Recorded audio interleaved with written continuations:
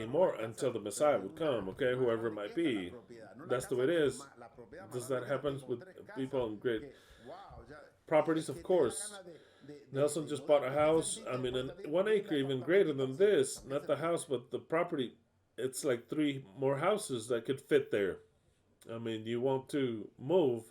What did you feel after you moved out of that little apartment? Te tenés que soportar al vecino que te golpee la pared, que escucha Freedom, absolutely. tranquilo y escucha Obviously, you have to put up with the neighbors to be stomping and everything. And how can you? And you hear, and you hear everything squeaking, their mattress, and then yelling. I don't want to listen to that. Fights, parties, music. Wow, no, I want to have not 50 meters, but 500 meters more. That's minimum, or at least 5 miles between us of separation. Bien, entonces, pero fíjense esto. Acá viene. Exactly, by the meter, exactly, by the meter, exactly. Very well. So then, but notice this. Here comes. It says, and may God make Japheth great, the whites. We know that Europe is dog shit, yes, except for Russia, but it's too cold and all the rest. But the countries are also extremely filled of the whites. And I said Spain, but Spain, I have to say, is from Shem, not white. Shem is not. They're from Shem, but because when the Roman Empire, that in the year 100 that destroyed Jerusalem, and one in the last fortification. What was the last fortification? The south of Israel. Yeah, Masada. That the whole group of Jews killed themselves so that they're not taken. They commit suicide. All the ones that were alive are taken into the province of Spain. So then Spain actually, I have to say that within Europe, Spain, Italy also, are Semites. And if they're not Semite, they have the whole mixture of the Semites. France, I could say also, except for some. England, no more, okay? England, Poland, that whole part. Portugal, also Semite, that whole part, because of the influence, very well corrected. Italy, Portugal, France, Spain, they're Semite countries. They are white, but it's a Semite white. It could be, yes, because they're there. Greece also has lots of Semite influence. They all got mixed with the invasions. Very well. But notice the prophecy. It has nothing to do with the prophecy. It was just a preamble. It says that because Europe, we're always going to say that it was the house of Japheth, but Japheth had to move. The most important part I'm referring to do, you have to place yourselves in the prophetic, in the prophecy. It's talking about the greatest nation in the world, the most powerful nation in the world. It's called the US of A. Is the most powerful, the greatest of the world. Of course, the image of the beast, and you already know that. It's all great. Not the image, but the second one. The beast of the earth. The beast of the earth. The beast of the earth. Okay, fine. You already understand this. But it is Japheth. And the prophecy says, may God make Japheth great, the white, and may he dwell in the tents of Shem, and may Canaan be his servant. This was it was fulfilled to the letter. The whites of England came and they dwelt in the lands of Shem. America is the most important one, and all the Middle East. But Shem is America. Of course, Shem is 100% Shem. 100% Shem. Just like that. 100% Semite. So then the whites came, and what happened? They said, we're going to stay here. This is our tent now. And poor Semite Indians, and it's here, it's ours. But let them dwell in the tents of Shem. America is of Shem. The whites came to dwell in our land, but it's Shem. This is Shem. And Japheth came, and we said, okay, that's fine. Come and dwell here. And that's what happened. And let Canaan be his servant. Exactly. That's what says Canaan be his servant. So then the tents of Shem, Japheth comes, okay, live here. We'll allow you to live here. And Shem says, but I have more. I have something that I have to bring from Cam that I'm going to bring. And the prophecy is fulfilled to the letter. That's where the prophecy ends. It is so incredibly detailed. I mean, perfect. The prophetic fulfillment. What am I trying to say? That we're all Semite. We are all Semite. And the Mashiach was not found in Japheth. There's some of you that you could say, but me, I'm from the eternal truth, and I have the blood of Chem. You could have I could even have the blood of Chem. What's the problem? But we're brought up with the Latin mind. There's not one soul descendant of Chem. Let's say it like that, so it doesn't sound so ugly. That speaks Spanish with the mentality completely. All of the descendants of Chem that were born here in America and they became this race. You understand what I'm saying, right? So you understand, because you're going to say, but me, I'm so dark. Of course, because you were born in the tents of Chem. Tell the truth. In the tents of Shem, the tents of Shem. And you have the philosophy in the culture of the Semites, which are all the Americans. The whites are something else. They could be incorporated, but Yahweh chose the Semite. That is who they call the true Israelite. Just so you know, when I talk about Israel, I talk that we're 100% Israel.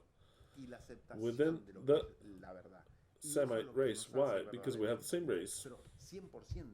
And we have the wisdom and the acceptation of what the truth is. And that is what makes us true Israelite. But 100% I'm talking about. That there are more Israelites, it's filled. They dominate the world. Not that they're rejected. Well, just as rejected as the time of Yeshua. It says, I know they're descendants of them, but they're sons of the serpent. In other words, for me, they have no morale, like their father. They have no morale. They're sons of bitches. They're sons of their father, the devil. If I say who's the devil, I'm not going to tell you. Yeah, because nobody asked them anything. Okay, haven't understood the different races and places of the world. You don't remember when I gave this prophecy, right? There's many new ones that haven't heard me. You remember it perfectly well, because it's a marvelous prophecy to have it always present, that we are Shem, that America is Semite, that the Indians, the most authentic ones, are Semite, or the Orientals are Semite, and that all of Palestine and Middle East are Semite. Now the rest are Cam, and the rest are Japheth. Very well. So then, on what side would I fight on? You already know. On the side of Israel, without any doubt. There's not even doubt in my mind. But you don't see this as unfair. You don't see this as unfair what they're doing. You don't see that Netanyahu, and I didn't want to mention, don't you see that the president did a false flag attack? It would seem that it was that style of an attack, and that he took troops out to incite them, and there were people on the other side so that they would come and attack to have the excuse of crushing them. And I would say, yeah, that's fine. That's fine. Are they good? Little angels? Are they angels of God? Little angels of God with their ass hanging out? Are they pacific people? No matter if they're all false flag attacks, doesn't matter. I'm asking you, are they peaceful people to the point of wanting to live with them? They're going to say, no, but don't you see that they kill children, they kill hospitals? If I were to take you in the old time of Israel, you're going to see that they would not attack the hospitals. Nothing was left. except for the virgins. Sometimes they'd say, look, don't even bring the animals, kill everything, everything. Except for the virgins, yeah. So then what happens today actually is nothing like what used to happen before, and it's biblical. And the people say, what is this guy saying? I am saying that they are following the prophecy, this book. If it's a fake attack, the question is, could it be? It could be. Could it not be? It could also not be.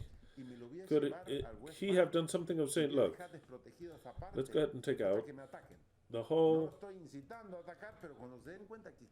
army that is taking care of the border here, and I'll take it to the West Bank, and I'll leave that part unprotected, and I'll leave them attack me. But when they see that there's no defense, let's debilitate that part just to let them come. Is that a war strategy? Is it legal? It is noble, yes, also. Because if they're going to attack because something, if they're sons of bitches also, let's think. I'm going to say, oh, my house, they don't attack me because they're extremely protected. I have some guy with machine guns in every country. That's why they don't attack me. But someday he says, I'm going to take two out and I'm going to protect just the end. And they're all evil. Guess what are they going to say? Let's take the weak point. But they don't know that I'm waiting for them with 100 people inside.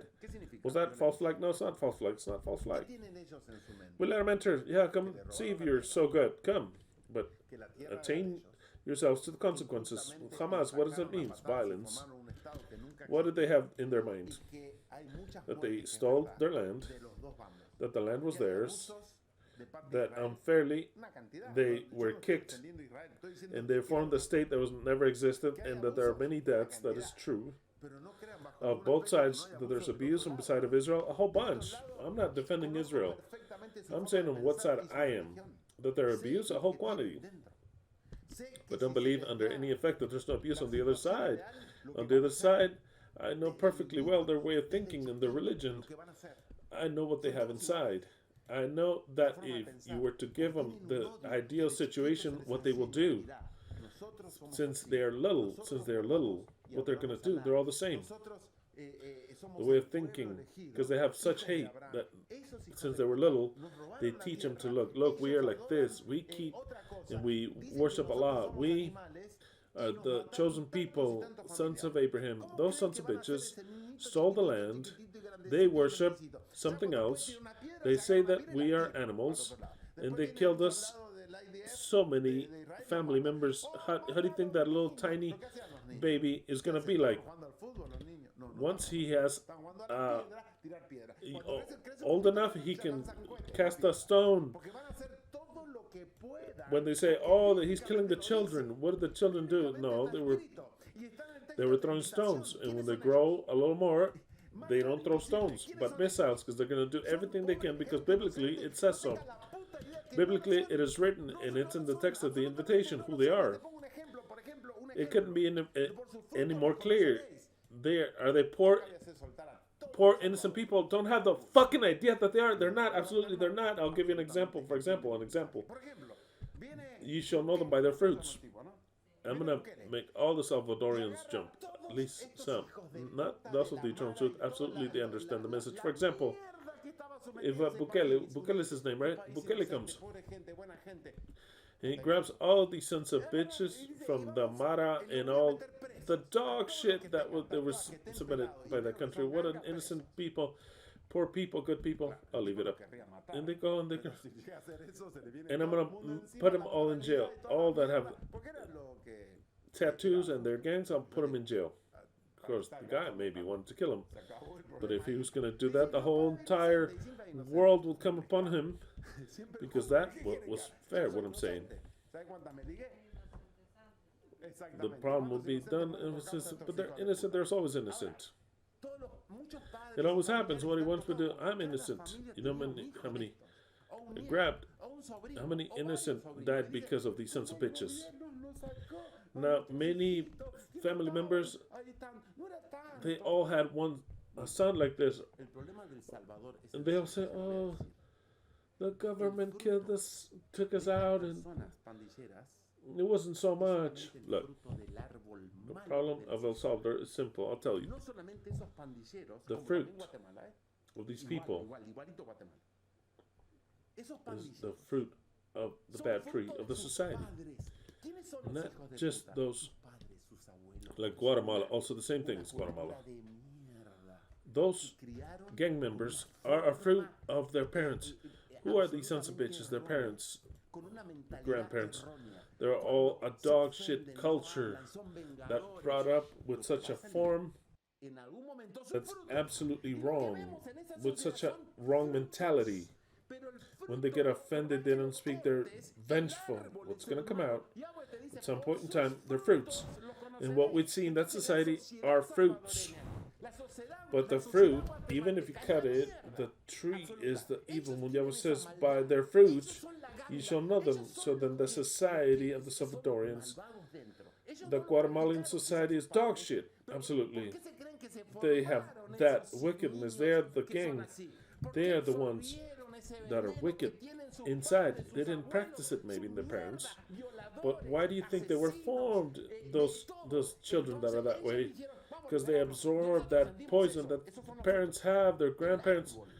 all that dog shit, rapists, murders, Entonces, por eso la all kinds of sociedad things. ahora se So then they queja. said, let's free Ay, yourselves. nuestros We feel that way. niños, Those are the nuestros fruits. niños, hijos de puta. Now the En un país tree que no se puede ni is the siquiera estar problem. en paz. ¿Saben cómo se So soluciona it eso? is. That's why the society now Eliminando a are all saying, frutos. oh, our Dejando children, que sus our padres children, se sons of quejen. bitches. Y cuando There's a salgan country that you frutos couldn't even nuevos, be in ir peace. You know how do you en solve dos that? o It's tres simple. o cuatro To generaciones eliminate all the fruits empieza a cambiar si hay educación. and leaving their parents to Nos empieza a educar. complain. La And when you have forma de pensar. new fruits, La you cut forma them. de pensar, como están In siendo 2 or mujeres, 3 que no lo generations, justifico en nada, porque no me importa. it Estoy starts diciendo to ejemplo. change La if forma de there's pensar, si education. ustedes hacen eso, ustedes If van you a la start to cárcel. educate them, Y the van way a of la cárcel thinking, de por vida. Y tendrían que ir the way of también thinking, just like Bukele is doing, más que la cárcel. which I don't Así, justify más que la at cárcel. all. I could care less. Porque se I'm saying acabó. the way of Acá thinking nadie says viene a you're doing pedir that dinero and you're por un going to jail. negocio. Un tipo que pide dinero And- por un negocio and- es pena de muerte. and you go to What? Sí. more than Sí, just jail, así more se- than just eso jail. se elimina. Se That's elimina it's eso. over. Y Nobody's gonna la come and gente se va a ask quejar. Por money supuesto que here. se va a quejar, porque son Some sus guy that hijos, asks money porque son su raza, porque son su familia, porque son ellos because of a mismos. business, it's Y así lo eliminated. defienden. It'll all Y be así son eliminated. ustedes The también. people Así, will en muchos casos son complain. ustedes. Of course, Así, they're going to complain because defienden it's a their sus children. hijos, no It's viendo their el problema family, their que race, tienen because delante. they're also the Por eso same. son parte de lo And mismo. in that and all, they defend them. That's the way you are. In many cases, that's the way you are. You defend your children, not seeing the problem you have within. That's why you're part of the same thing. And so then, the way of regenerating that is educating, eliminating, educating, eliminating, educating, and then you have a different society that is born with different values. Because I tell you, whether and if you don't like it, and if you don't understand it, you're not judges. I tell you, a family that has a young man of the gang, the father and the mother are to blame. Maybe they didn't practice it openly in their home. That's the way there is. That child learned what he saw at home because they know his father was a drunkard. That his father would beat the wife. He's gonna be a saint. How's the son? A good man. He's gonna be dog shit. Because his parents are dog shit and his grandparents are dog shit. So then what do you expect? Gold? No. In order to get gold, you have to work. Yahweh says, I'm going to punish them to the third and fourth generation. But the curse continues and continues and continues and continues. How do you expect to get that stupid machismo that you have in all Latin America, to get kids that are good men if they saw their parents beat their wives, abusive parents, both the mother and the father, that live at a house and they invite their uncles to live there, and the uncles and grandparents live, and they molest them, rape them. How do you expect to get good fruits from that? No, you cannot get good fruits. You can't. Absolutely, you can't. What I'm telling you are years of protecting a fruit to get it. My grandparents were pastors. My parents were pastors. I was brought up in and surrounded to get a fruit that if I had been brought up in El Salvador, never could there be what I am now.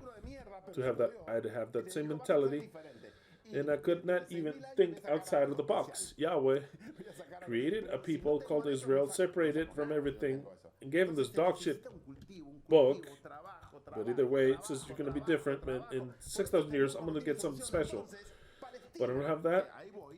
I couldn't get anything. So then you need work and work and work.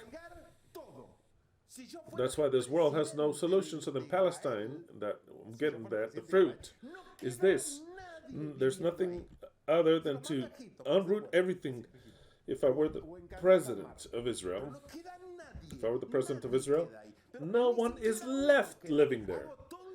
I'll send to Egypt just to be a good person, or into the sea, but no one would be left. No one, not even one would be left.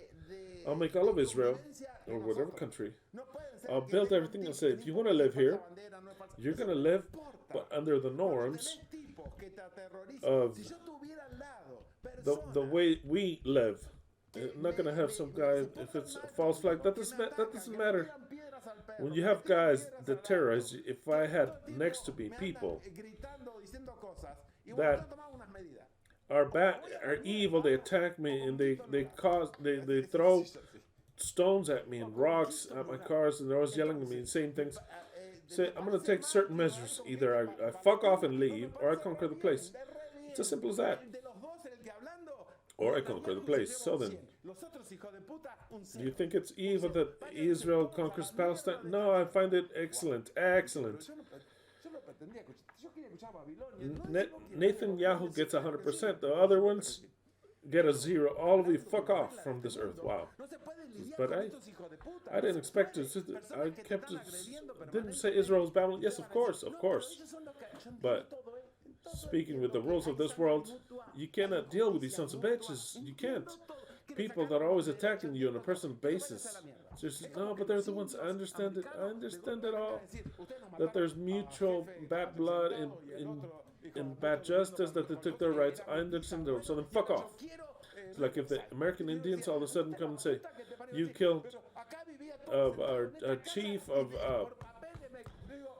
he was my grandparents, and now I want you to pay me. It says, go fuck off. They lived here in this and that. I said, you know what? We conquered it, and now we're here. Says, no, but I was an American Indian, and here I was. My grandfather was. Así pienso. Porque no importa si Israel vino por orden de Yahweh a tomar esa tierra. No importa. Es justo, no es justo. You may end up being a part of the property forever. That's the way I think. Because no matter if Israel came by order of Yahweh to take that land, doesn't matter. Just or not, you had to form Babylon. At 70 years, the fig tree had to be planted. I would have even helped that they have their own land, because, or else how the fuck is the prophecy gonna be fulfilled? Not that they come and go and fuck off. Of course. Or else, of course, because you love all of Jericho, the people that lived so well there that they even had their own. Some dog shit people says, this is ours. What? They say, this is ours. Go and fight. You know the story well. They didn't want to fight. They wanted them to leave. This is just as now I'm going to take this dog shit city. They wanted them to leave. They weren't even aggressive with Israel, saying, kids, just this is no. This is, we love the biblical history. We have to apply it and never reflect. We have that fucking city. We're going to kill them all. We didn't do anything to them. Even a prostitute helped you there. So, well, the prostitute that helped us, we're going to save her. The rest, oh, fuck off to death. That's what happened. They didn't have missiles, and they just went 7 rounds around that city. They stole everything, assassinated everything. They took the gold that they had not worked, and all of you applaud, say, "Oh, that's great, Joshua, Joshua, that's great." Exactly. And of course, if they had seen the destruction look like Gaza destroyed, that you do approve that, and now that you see the same reaction of a country that wants to really either take the land or for them to stop fucking with them, you think those bad, oh, poor things, that it's horrible massacre. Every war is like that. And what side am I? You already know what side. Couldn't be on the other side. You know that Gaza, perfectly speaking, who they are, the Philistines, where did they have the same thing? They're the same thing. That race is the same thing. Traders. I'm gonna read to you how they are. Who had problems there in Gaza? If you remember, who? You don't know. What book do you read? Samson, of course, good, Minto. Because he said he took the gates of what city? Of Gaza. That's where it was. Where it was Delilah from. Where was Delilah from? Where was Delilah from? Where was she from? She was from Gaza. She lived in Gaza. She lived in Gaza. Was she an honorable woman? Honest, she was a daughter of a bitch betrayer under the protection of a man of Elohim like Samson, ultra powerful, and that bitch betrayed him so many times. What? A daughter of 1,000 bitch. That's what Gaza is. That's what Gaza is. That's the same nature. Identical. That's why you see children, women. Oh, they're the same. They're locusts. All the same. They're all the same. Netanyahu, except what he did, and I think that he's going slow. He's going slow. Not that it's going to beget hate in the world. I understand that. If somebody hears me, they say, "Wow, let's go stone that house." I understand that. I understand that this is going to awake, and it's due to a hate against the prostitute. I understand it, but what side am I on? Only one side. The only side that I could be of my people and of the commands of Yahweh. This was prophesied very well. Let us go to Bereshit. Let's go to Bereshit. Let's go see what type of people live on Gaza. And Gaza is a presentation of everything, mind you. Of Iran, Iraq. What do you call these dog shit countries? Libya, Saudi Arabia, Turkey, Kuwait. Where did we play? Qatar. Play the World Cup. All of them. What I'm going to speak is based not just Palestine, it's all of them, just like that, all of them. Notice how it's so, the blessing that God gave to Israel so strong and that we have ourselves. Of course. But in order for the prophecy to be fulfilled, of course the prophecy. Now, notice. The blessing that Yahweh placed upon Israel, and when we say Israel, all the true Israelites, even those sons of bitches, that he had enough to balance that whole blessing. He had to place locusts surrounded the whole zone, because the entire zone are millions of locusts in a little period like this, little dot like this. That's Israel, just tiny like this, and they can't even defeat him. They're afraid of him. They're afraid of him because Iran is shitting in their pants. Still, they don't get into it. They say, if you invade the strip, we're going to. Well, how are they going to get in? They're not going to get. They're shitting in their pants. They don't fuck with them. And I'm waiting for them to go into to defend these idiots. They're going halfway. No one does a thing. They just protest. They just protest. But this word is going to be fulfilled. It is pure prophecy. Let's go to Bereshit 16:10-11. And Leslie, when you told me that they're defending, were they defending? Are they defending? Let me ask you, all of you, the eternal truth, are you understanding the subject or do you feel disgust? Because I want to go eat a puchero and tell you all to fuck off. You don't understand. If you tell me that you don't understand, then I'll move on. Because if you start to say, no, I thought you were going to say, poor Palestinians. Puchero is a soup with vegetables. It's like, you call it like a stew that has potatoes, which is zucchini.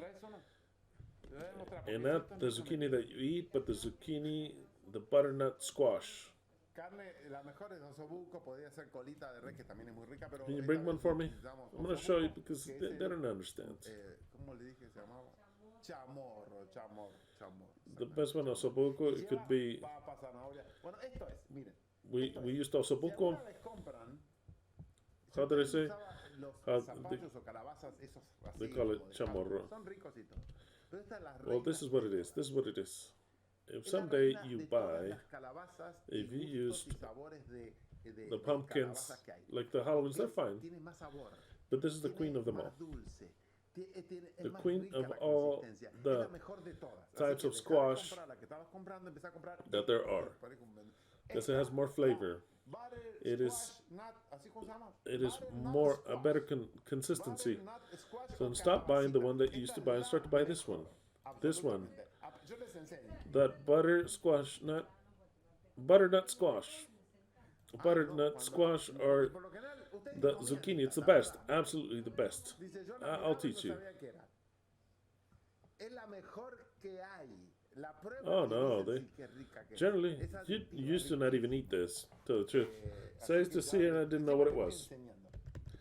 It's the best one there is. You taste it and you say, "Oh yeah, it's so delicious. It's addictive." So then, I'm teaching you things to top it off, and I'll give you some Arab recipes. I'm just fucking with you. I'm extremely fucking with you. Okay. What was I going to talk about? Okay, are you understanding? I'm not reading. I'm just. If you should I stop and go and eat the puchero, or do you like what I'm talking about? Okay, yeah, okay, okay, ready. So then we go to Bereshit 16, 10 to 12. And that and all, the base says that Israel is Babylon. That Israel is where the 7 heads are fulfilled. Of course, just like Israel was the people of Israel. It was there. It was Jerusalem, not a false Jerusalem. So then, obviously, that the greatest antagonist and the greater protagonist, it'll be Israel, period. And on the side of Israel, I'll be until we have to take measure. Until we have things to get to Israel, of course. But first of all, we have to fulfill the prophecy that it says here. Okay, Genesis, Bereshit 16, 11 to 12 says, and the one speaking is the angel of Yahweh, or Elohim himself. Elohim himself, and he's speaking with whom? Whom is he speaking with? He's speaking with Hagar.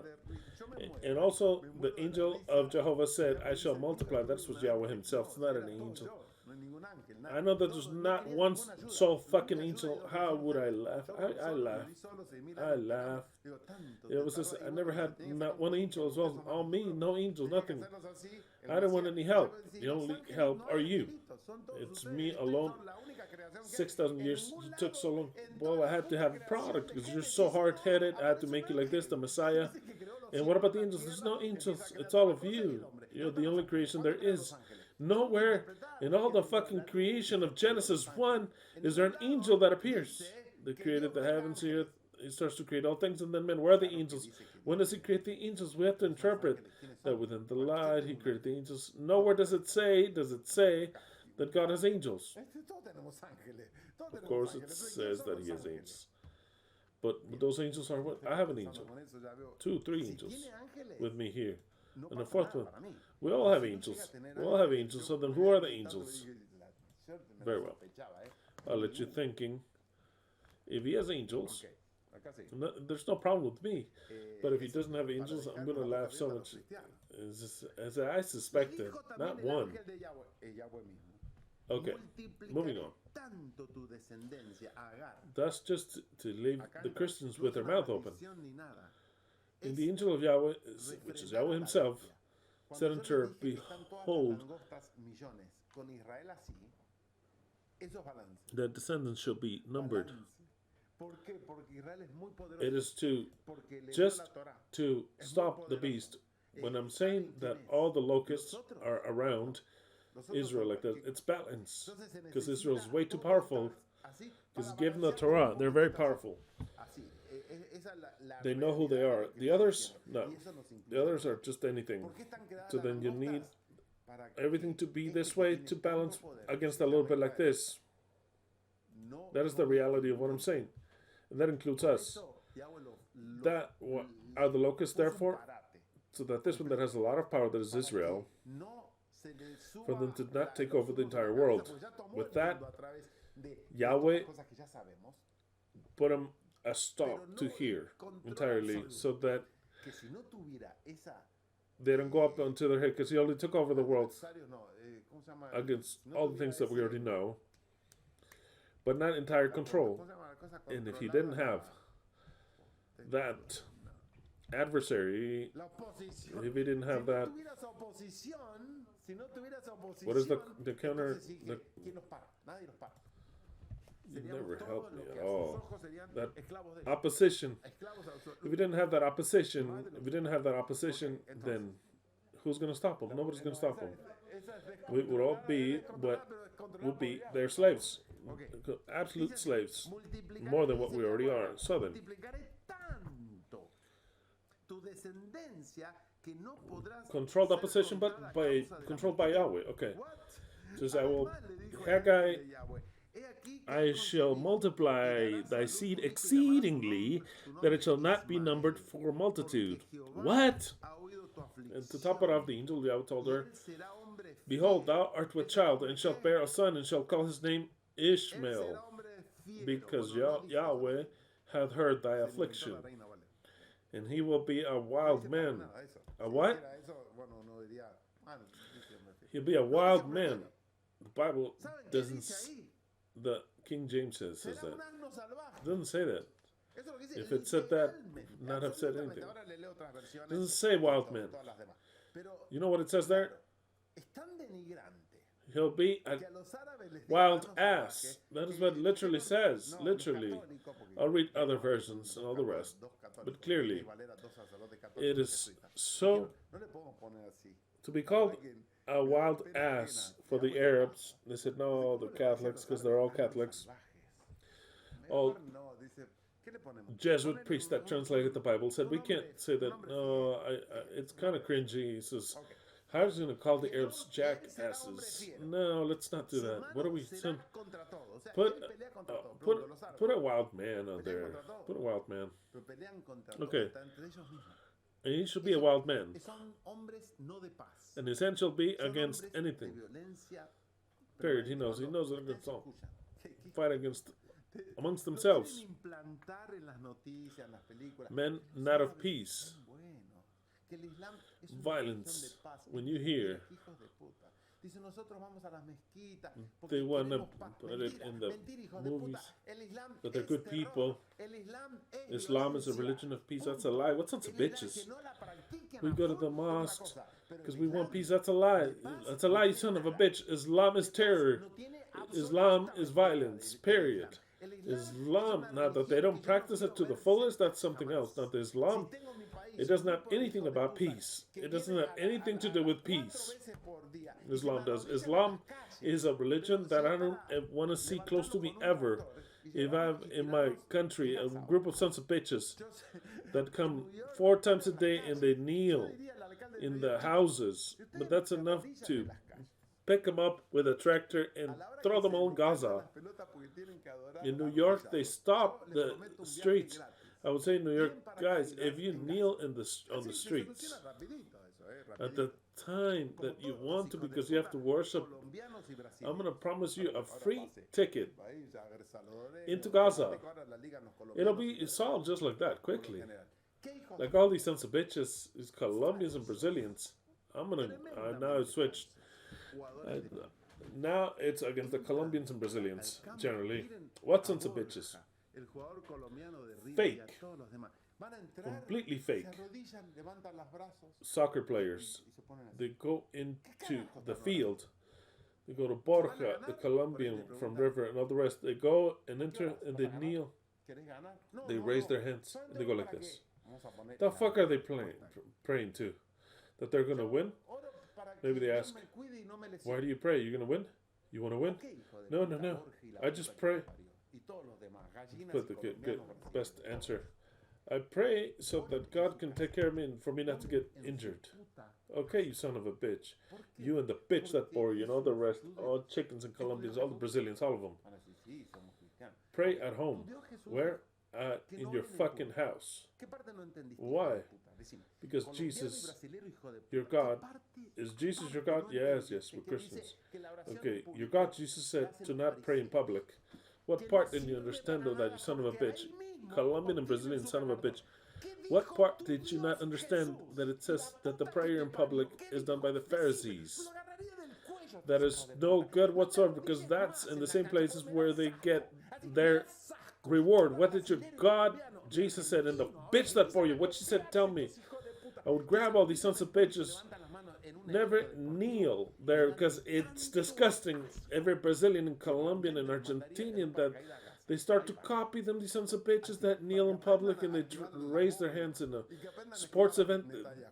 It's so nauseous that I would send them all into Gaza in a parachute for them to learn to avoid the bombs and Netanyahu. It's such anger that I have because of the stupidity, because this is human stupidity. I was listening to something that says you can wickedness you can stand, but stupidity you can't, because you can deal with an evil person. At some point in time, wickedness can stop their intelligence and let you live, and you can speak to wickedness, but with stupidity you can't even speak. They don't think, and it'll be completely stupid things. Just like that. I'd rather deal with a wicked man than with a stupid idiot. These people are stupid idiots because they say they're Christians. And they do what their Jesus and Christ and Lord told them not to do. Tell them, look, I tell you, go. By text, I'm going to recite this textually. They go into your fucking room, and that's where you deal and speak to your Father. It says he will hear you in solitary. He doesn't want for somebody to see that you're praying. He says he alone will bless you in public. It says, and if you pray in public, you will be blessed. And only what the people think and what the people see. Wow, what a good Christian. No, you sons of thousand bitches. You're not a Christian. You think you worship, you pray to Jesus when Jesus says, don't pray to me in public. No, I don't understand. Tell me, you Colombians and program and Brazilians, what the fuck did they teach you that they all pray in public? I want to know, what the fuck did they teach you? Wow. Okay, moving on. I mean, these are teachings, variable ones that I give. You're learning. That's why don't pray in public. You don't need to pray in public. Don't pray in public. All you can do in public is to watch the videos and to dialogue with the people. Don't go and pray in public. No, it doesn't work that way. Okay. He'll be a ferocious man, a wild man. His hand shall be against everyone. You'll never be a man of peace, a man of war, and he'll always attack something. He'll never be in peace. And everyone's hand against him, they're all going to hate him because he's not a man of peace. Everyone will hate him.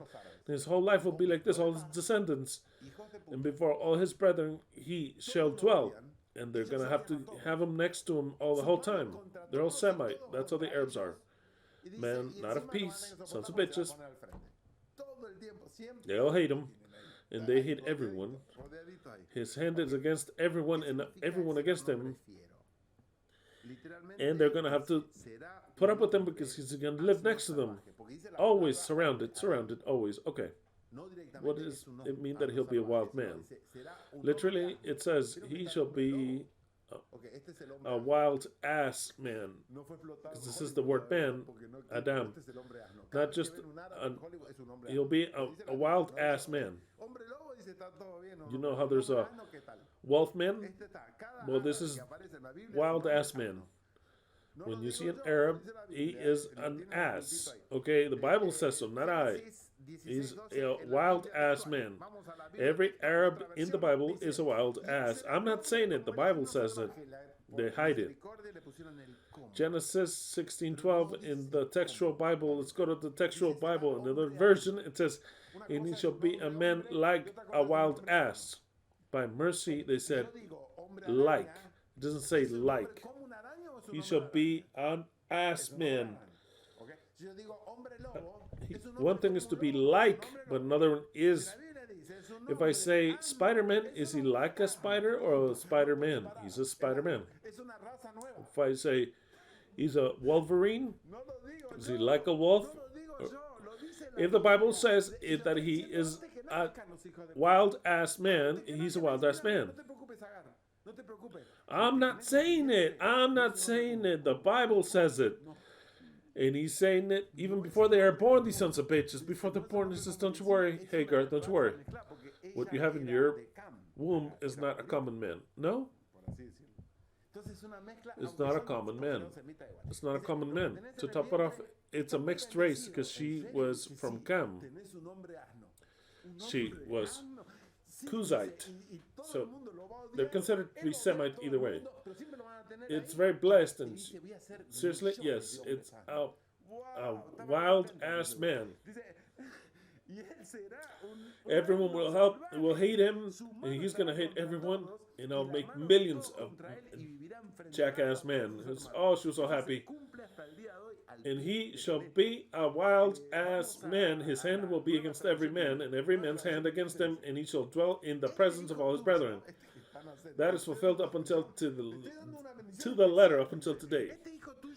Let's go to the New Living Translation. It says, this son of yours, I'm given an expression, a special blessing. This son of yours will be, this is added.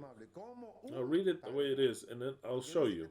This son of yours will be a wild man, as untamed as a wild donkey. Untamed as a is added. It literally says, this son of yours will be a wild donkey man. Are you blessing me or cursing me? It's all mixed. It's all mixed.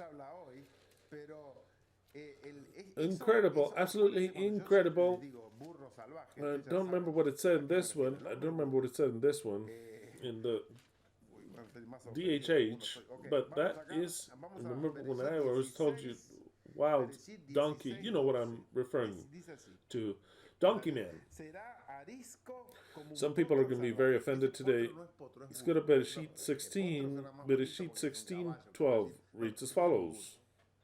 The DHH, he will be like a wild horse. It's not a horse, it's a donkey. It sounds better. Like a colt, it said here. No, it'll be a donkey. Like a wild colt, it says here. He'll fight against everyone. That's the way it is. There you have it. Those from Palestine says it's going to send them to Egypt, and those from Egypt are also. They said, no, we don't want them here. Nobody wants them. Because they know that where they are, they have only one objective, to destroy Israel. That's their objective, to destroy Israel. It is engraved into their mind. Okay. So then, you know that? This is, look. I'm going to read to you a text of one of the characteristics of the wild asses, as the Bible says, and Yahweh, because he likes to insult. He insults even Israel herself. Israel herself says, you are like a wild ass because of this.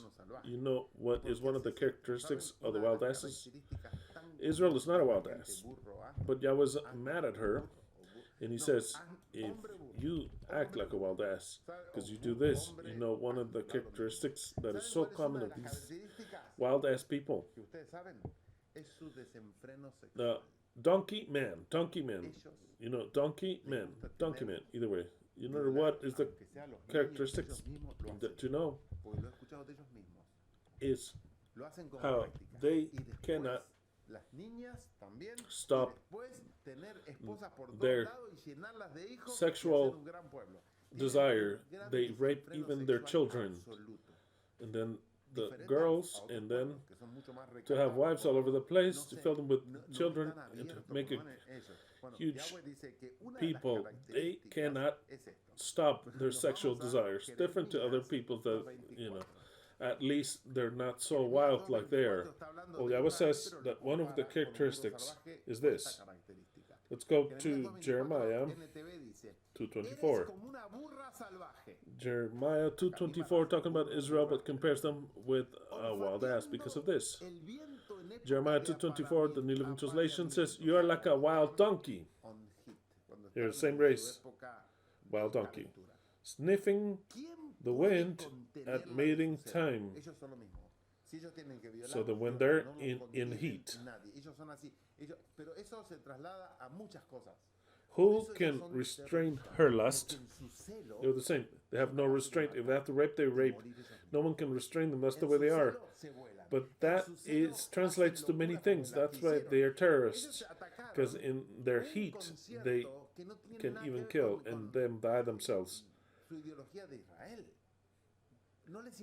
They do, in their lust, they do crazy things like what they do. They attack a concert that has nothing to do with their ideology of Israel. They could care less. They could care less about anything. It says, who can restrain her lust? Those who desire her don't need to search, for she goes running to them. One of the characteristics, aside from being hated by everyone and hating everyone and living in the desert, another one is they're totally unrestrained for sex. And I'm referring to that, and also to obtaining what they want. That is one of the characteristics. Now let's go to Bereshit 17. We advanced one chapter, 17, just so that you see the difference and that you can perceive and understand, no matter if Israel is Babylon, no matter if Israel is the beast, no matter if Israel is the prostitute that rules the whole earth. On what side am I when an Arab comes to attack her? What side am I on? Genesis 17, 18 to 22. This is a prophecy that is still on curse. Genesis 17, 18 says, "So Abraham said to God," look, Abraham was the father of one and the other. Abraham was like many of you. Didn't understand a thing and said, "No, Lord, bless my son." What son? The promise? No, the other one. Bless him too. And notice, this story is very good to develop. And so Abraham said, the father, to God. May, of course, hopefully. Ojalá in Spanish, they use ojalá is if God wants, if Allah wants. In Spanish, it's left as ojalá. It's like, may Allah want. If Allah may Allah want, may Ishmael live under your special blessing. But hold on, you son of a bitch. Didn't I give you a promise, you son of a bitch? And which of the two did I give you the promise, Abraham? Oh, my other son, though. But I want for my son Ishmael to live before you. This is, Abraham, why don't you fuck off? I mean, this is such a good story for many of you fathers that defend your children when you shouldn't defend them. Here's the case of a father who has two children, Ishmael and Abraham. Isaac. Ishmael and Isaac. And he comes to ask for his son Ishmael. And Abraham said to God, may Ishmael live under you in your presence. What does it mean to live before Yahweh? To have all your blessing. Y así respondo yo también. Might live before thee. Oh, that he might be blessed before thee. Then God replied, this is so fun. And God replied, this is how I reply also. God replied, surely Sarah, thy wife, she left. He didn't even reply that. Notice that Abraham says, God, I want for my son Ishmael with Hagar have all your blessing. God replies, not starting with that, because the Most High knows how he replies. He says, look, Abraham, Sarah, and nobody asked him about Sarah. It says, Sarah, which is your woman Sarah, not Hagar, Sarah, thy wife, shall bear thee a son. It says, I could give a fuck. And center yourself, and I will establish my covenant with him, not with the other idiot. With whom? With Isaac, as an everlasting covenant. With his seed after him. He says, look, he doesn't exist, but in a year, you're asking for a blessing for Ishmael. But I'll tell you something. Yahweh didn't even mention that yet. He says, look, things are like this. Your wife, Sarah, will be pregnant. And in a year, she'll bear a son. You'll name him Isaac. And with Isaac and all his seed, forever, I'll have a covenant. A covenant is somebody that no one will break. I want you to understand that. I understand it clearly. An everlasting covenant with his seed after him. And as for Ishmael, then he goes back to what he asked him. Barely. And as for Ishmael, I have heard thee. I listened to you, I hear you. You're an idiot, but I hear you. I've heard thee. Behold, I have blessed him, and will make him fruitful, and will multiply him exceedingly. 12 princes shall he beget. Of these 12 princes, you have all the tribes. From there, you have so many things. There's no need. Symbolically, the 12 tribes, per se, of the Arabs. The whole different varieties of fucking Arabs all over the place. 12 princes shall he beget, and it will make him a great nation. But, he says, but understand this clearly, but, which is like, but, understand this, Abraham, my covenant will I establish with Isaac, which Sarah shall bear unto thee at this set time in the next year. Next year. That's the one I'll have a covenant of, the other one. And he left out taking with him, and God went up from Abraham. It is very clear. So then here I have two people, in Gaza and Israel, with one, even though they're sons of bitches, extreme sons of bitches, dominators of the world, beasts. That's whom he had a covenant with. Very clear, right? And the other one that didn't have a covenant. The other one's a weird race. It's a weird race. They are a donkey men. Weird race. So then, if you were to ask me, on what side am I on? The animals or the other one? Do you understand the subject? And I am absolutely against Israel, mind you. Or what the state of Israel is, I'm absolutely against. I can't wait till Yahweh does what he has to do, because it'll be completely destroyed. But as long as it's not that, the enemies of Israel are our enemies also. Absolutely. But by prophecy, not because I want to. Okay, moving on, and I'm going to wrap this up. 3 hours I've been giving you. I've exceeded myself. I want to wrap this up. It was the text of the invitation, and it would make no sense. This whole intro would make no sense if I don't read the text of the invitation, which was Psalms 83, 17 and 18.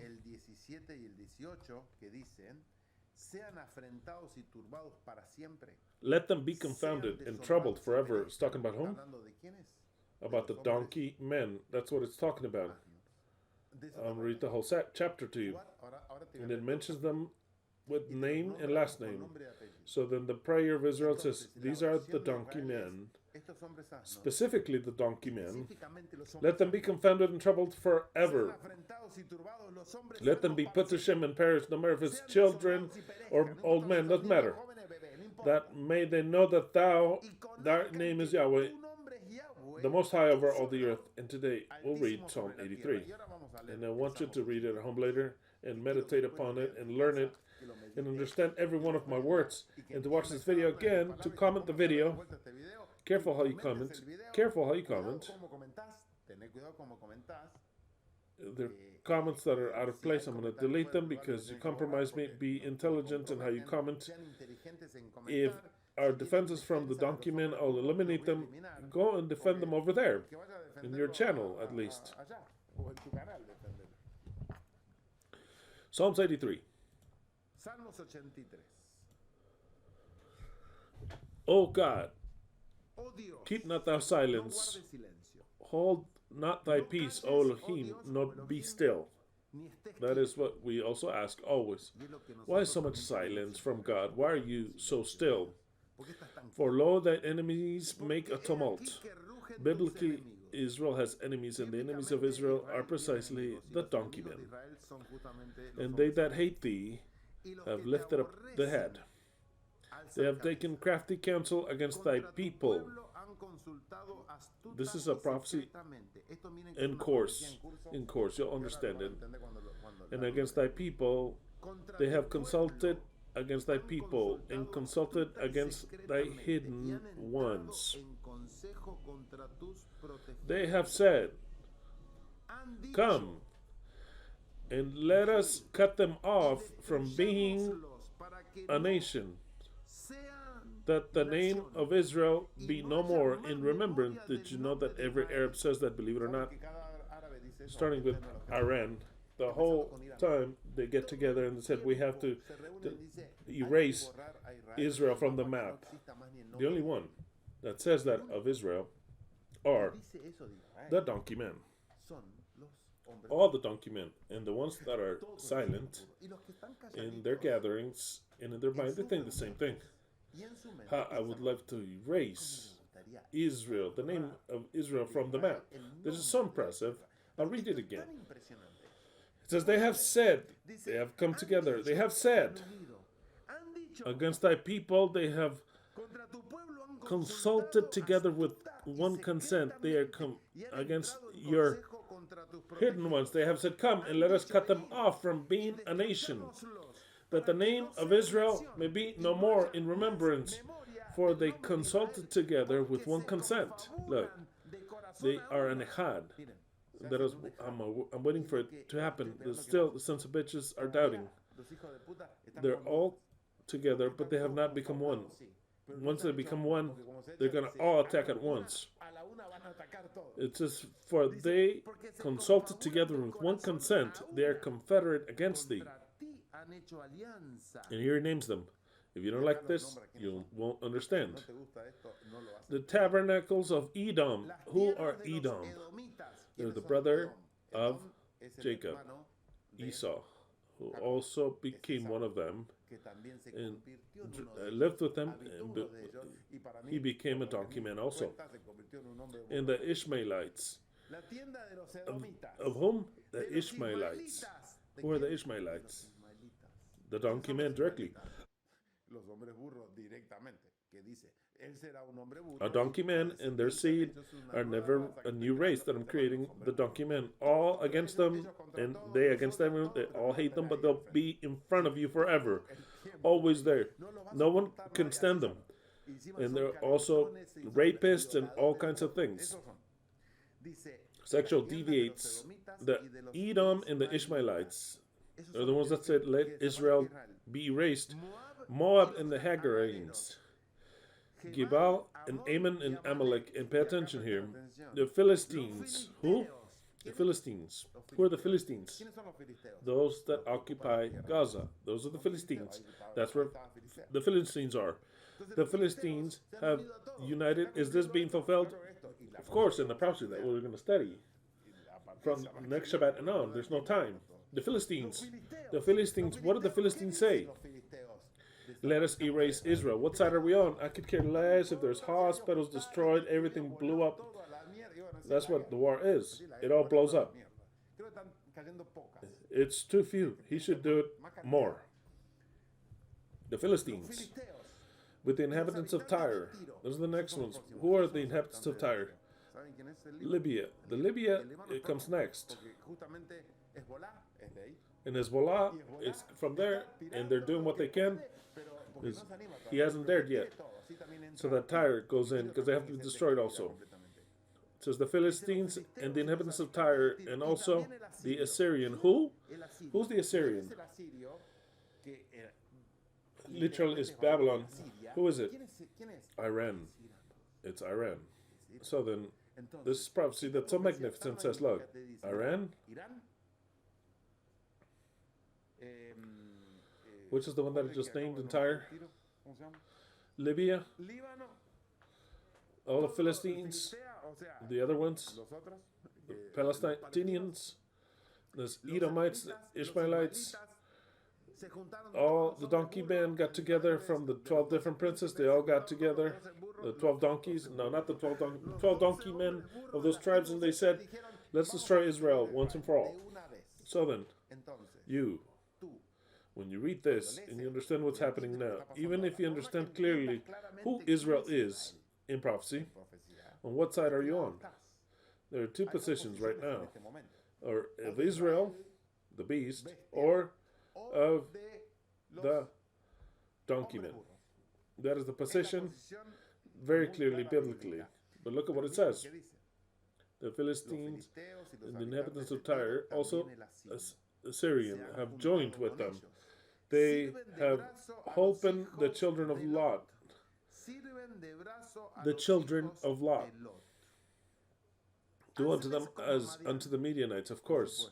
As to Sisera, as to Jabin in the brook of Kison, which perished in Endor, they became as dung for the earth. They what? What is the psalmist asking?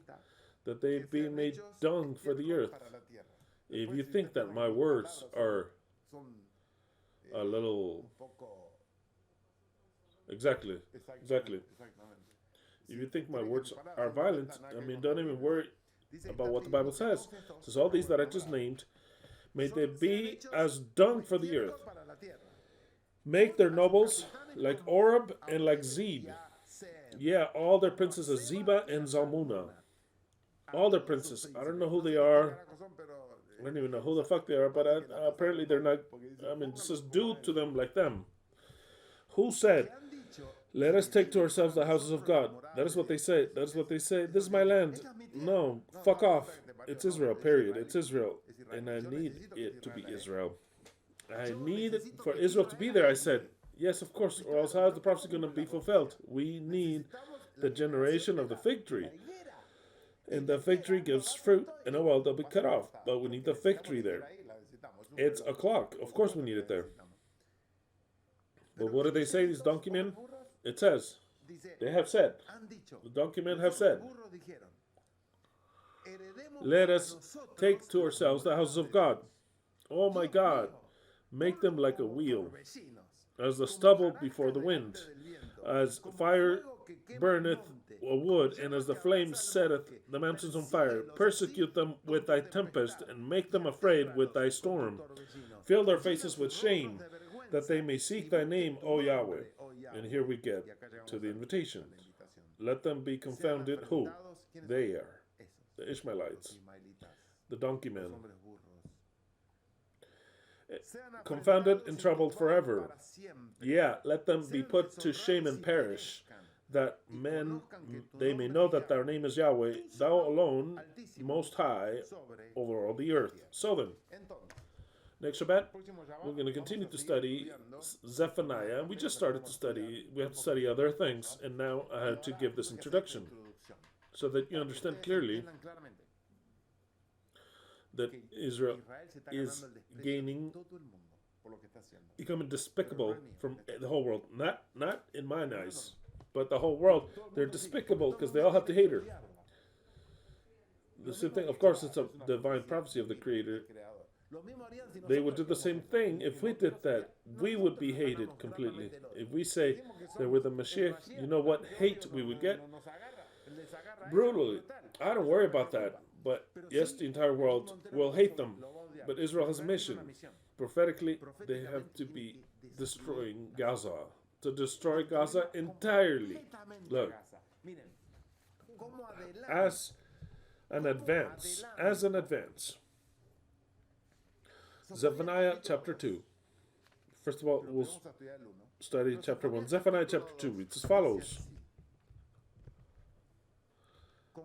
Come together and meditate, O nation, before the decree has effect, and the day go a stubble, before the fury of the wrath of Yahweh come upon you. What day is he talking about? The final wrath. Before the day of the wrath of Yahweh come upon you. Look unto Yahweh, all the humble of the earth. You that have placed, look for justice. This is the justice. What I'm talking about is justice. Look for justice. Look for righteousness. Maybe ye shall be kept in the day of the wrath of Yahweh. But of course, many shall die. They're not even going to be kept. It's talking about the two witnesses. But number 4, and I'll leave that for next Shabbat, if we have time, because we shall study from the first one, because Gaza shall be abandoned. When? Precisely before the wrath of Yahweh. Gaza shall be abandoned, in Ashkelon, which also includes a part, and we're going into Libya, in Ashkelon will be torn down. Ashdod and Ekron torn down. This is a prophecy that has to be fulfilled. It had to be fulfilled. And it's being fulfilled before our very eyes. Well, the least thing that we should say is poor donkey man. No. Yahweh said it has to be completely crushed. And I understand why. It is a special race that the Son of Man will redeem. But in order to redeem that race, it has to go through a pacification. Because precisely the least thing they have is peace. It is terror. It is war. They will be redeemed. That ass that they have inside will be taken away. That will be taken away and they'll become men. But, prophetically speaking, they have to be crushed and destroyed. They're the number 1 enemies of Israel. They hate Israel. And I know that if I changed your mind today, I want you to be honest today.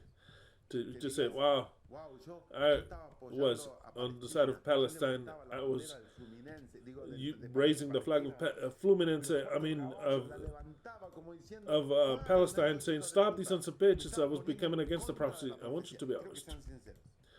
Let's see if this Shabbat was good for anything, or it was a Shabbat, like you say, oh, I already knew everything. I want you to be absolutely honest and to say, I was flying the flu flag and I lowered it right away. Because if you understand this subject, prophetically speaking, you understood clearly who they are. No matter the children, women, I don't give a fuck who they are. From the smallest, it'll be greater later, but it'll be it's the same nature. Man, the donkey man has become Hagar's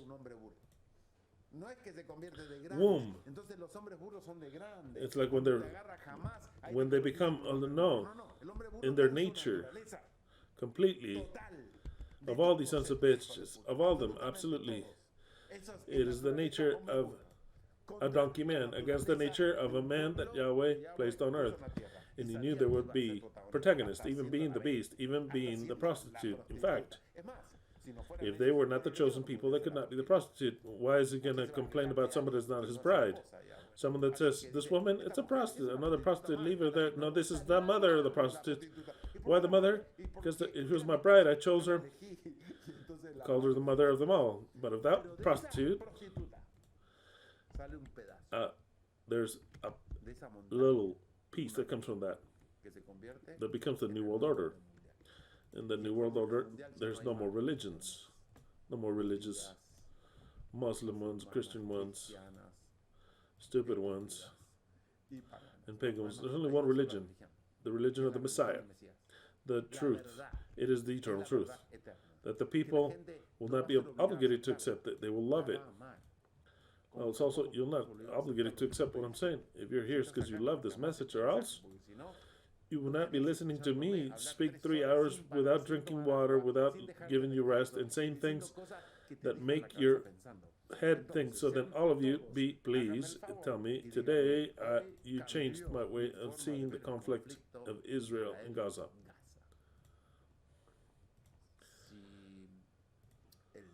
If the Creator allows it, we'll meet again next Shabbat on part 4. Let us wrap up with a word prayer. Beloved Yahweh, we give you thanks because you are clear. You have left the destiny written, and the end is inevitable. We're already living the final part. Precisely before the day of your great wrath, the day of the wrath of the Messiah, Gaza shall be destroyed. And we're seeing it before our very eyes. Thank you for teaching us to understand, to be just, to see how things are, not with our honor, not with our morality, but with the prophetic measure you give us. Thank you for all this in your precious name. We're waiting for you to give us power, to give us authority, to prepare us. Hallelujah. Semper Fi. The destiny is written. The end is inevitable.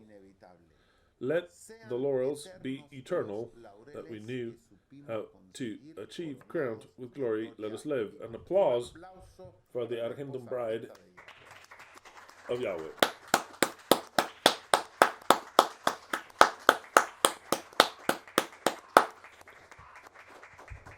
For the sons of Elohim, for every one of you, this message, I believe, was very clear. It was whole and understanding and absolutely living. Hallelujah to every one of you.